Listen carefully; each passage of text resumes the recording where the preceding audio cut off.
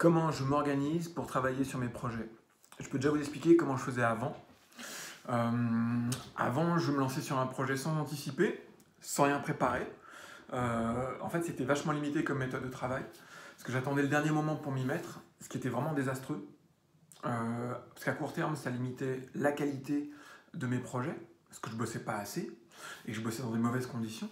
Et puis à long terme, je stagnais, puisque j'avais remarqué que plus je passe du temps efficace sur un sujet, plus je progresse.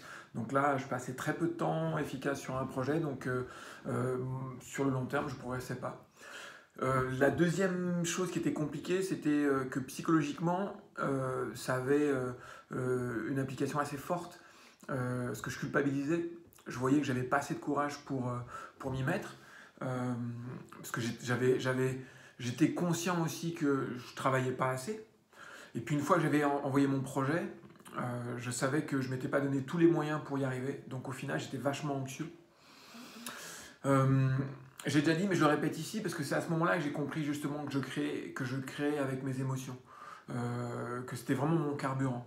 Que si mes émotions étaient monopolisées par le stress ou de l'anxiété, bah, j'avais plus de carburant pour créer. Et à la même période, il y avait une fable comme ça qui tournait dans ma tête. J'ai toujours cru que les histoires qu'on se racontait ou les fables qu'on se répétait ou les contes de fées auxquels on était attaché, ça c'est une théorie de Bruno Bettelheim, je crois, mais que j'avais vraiment constaté chez moi, c'est que ces histoires que je faisais tourner dans ma tête, elles avaient deux vocations. La première, à m'indiquer la difficulté dans laquelle j'étais, et deux, elles recélaient aussi, si j'étais attentif, la solution à mon problème. Et à cette époque-là, l'histoire qui tournait régulièrement dans ma tête, c'était celle des deux loups affamés. En fait, c'est deux loups qui n'ont pas mangé depuis des semaines, ils sont extrêmement affamés. Il y a un jeune loup, un vieux loup, ils sont au-dessus de la montagne, et en bas de la montagne, il y a un troupeau de chèvres. Et le jeune loup se dit, écoute, on ne peut plus attendre, on se précipite en bas, on attrape le plus de chèvres possible, et puis on remonte, et puis avec un peu de chance, on en aura au moins une, et on la mangera là-haut.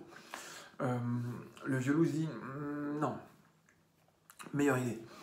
On prend le temps de descendre, ce qui fait que les chèvres vont s'habituer à notre odeur pendant tout le temps de la descente. Et une fois qu'on est en bas, on va s'incruster dans le troupeau, et une fois qu'on est dans le troupeau, on va les becqueter une par une jusqu'à la fin.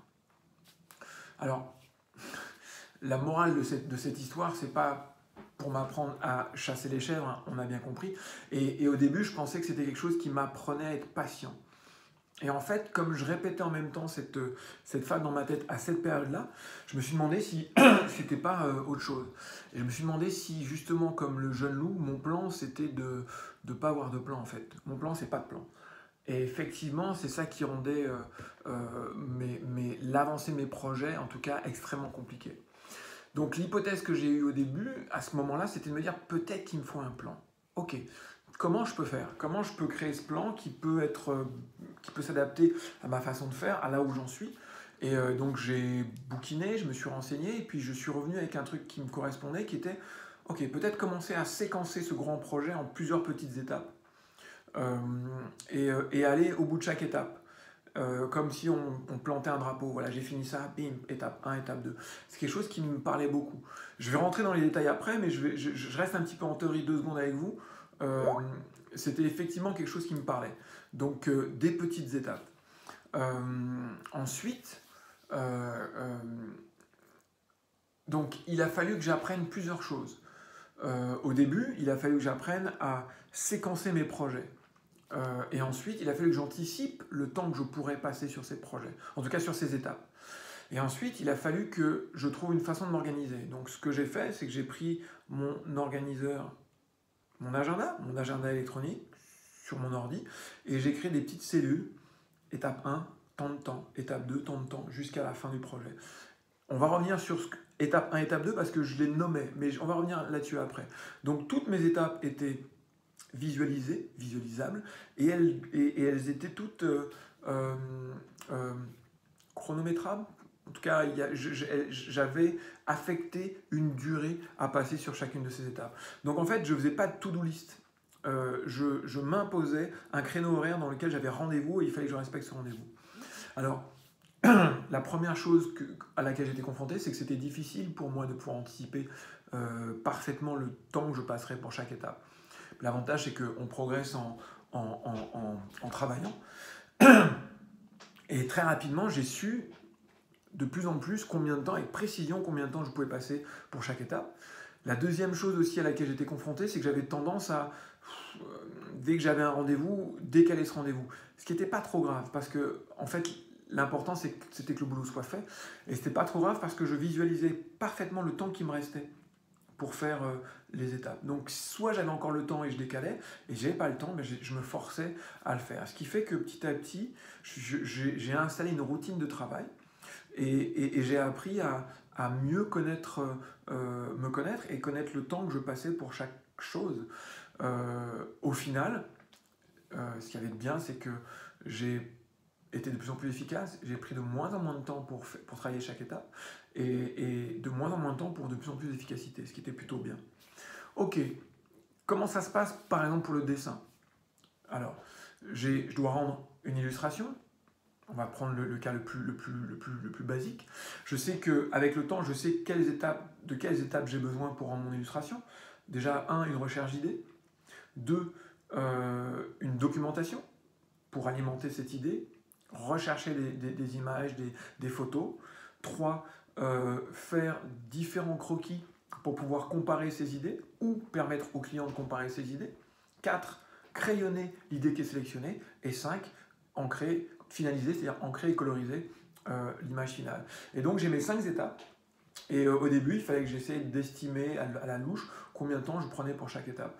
Allez, une demi-heure pour la recherche d'idées, une demi-heure pour... ou plutôt au début, c'était une heure pour la recherche d'idées, une demi-heure pour la recherche d'iconos. Les roughs, je pouvais passer 1h30, les crayonnés, peut-être 2 heures, et puis la finalisation, 2 heures.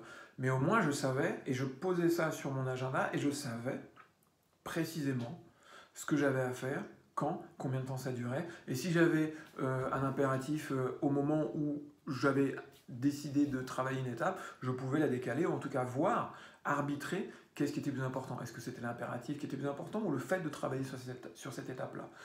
L'avantage, c'est que ça réduisait mon anxiété de manière considérable. Ça réduisait aussi mon stress, c'est-à-dire que je n'étais pas sous pression quand je travaillais. Et donc, ça m'a permis effectivement de travailler mieux et de progresser. Un avantage aussi qui est assez conséquent, c'est une fois que j'ai compris que c'était une étape très importante, planifiée, c'était aussi important qu'exécuter. J'ai compris qu'il fallait effectivement que je perfectionne ça et que je passe du temps là-dessus. Mais l'avantage de la planification, c'est que c'est pas, pour moi en tout cas, c'est pas du boulot. C'est-à-dire que quand j'ai pas envie d'écrire, quand j'ai pas envie de dessiner, mais qu'il faut que je bosse, je regarde quel projet j'ai à planifier et je planifie. Pour mon cerveau, c'est pas taffé, c'est m'amuser avec des cellules, c'est m'amuser à faire coïncider des choses ensemble, mais c'est pas encore travailler. Et donc, c'est ce que j'ai compris en tout cas dans ma façon de fonctionner, c'est que je pouvais commencer à bosser de manière très sérieuse sur un projet sans donner l'impression à mon cerveau qu'il était déjà en train de bosser. Voilà comment je bosse. Je crois que j'avais déjà expliqué ça, mais de manière très sommaire. Là, j'ai l'impression que je suis un petit peu plus complet. J'espère que ça vous sert. Je vous embrasse. À bientôt.